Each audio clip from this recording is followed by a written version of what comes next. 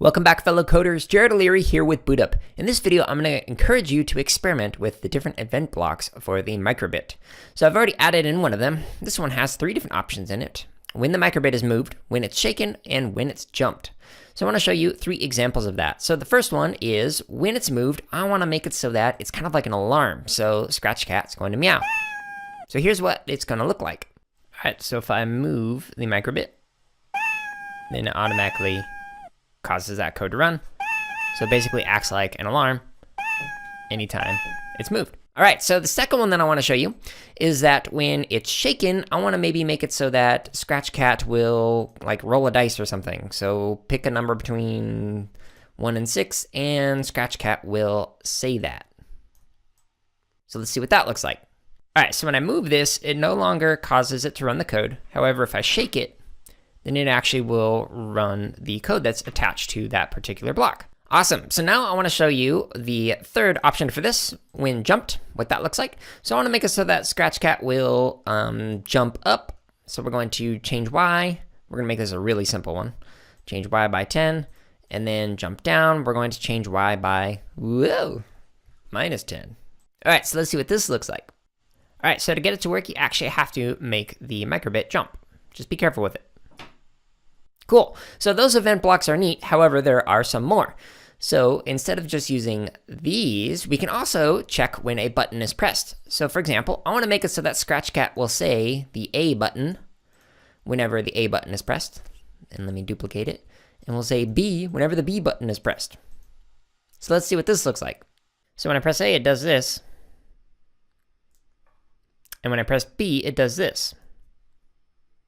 Now, another option that you can use is that when any button is pressed, so it doesn't matter if the player uses the A button or the B button, it'll always run whatever code is attached to this type of event block. Okay, so another type of event block is the tilted. So this one has several different options: front, back, left, right, and any. So I'm going to give you a quick example of this. So we'll just have Scratch Cat say whatever direction it's being tilted in. So we could say front, and then maybe we could tilt to the back, and then we can tilt to the right. That's the left. Can't see because my camera's in the way. There we go. Now I can see it. And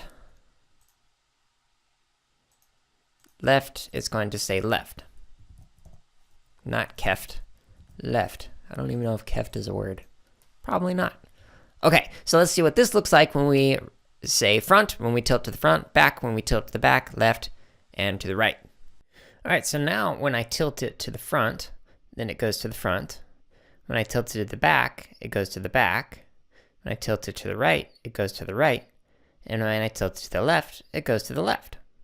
All right, so that's a simple way that you could use these different event blocks. However, you could also make it so that it's player controls. Instead of using a mouse or the keyboard, you can actually move a sprite around using stuff like this. Check out some of the other guides to learn how to do that. All right, and the very last event block is this one. So when pin 0 connected. What does that mean?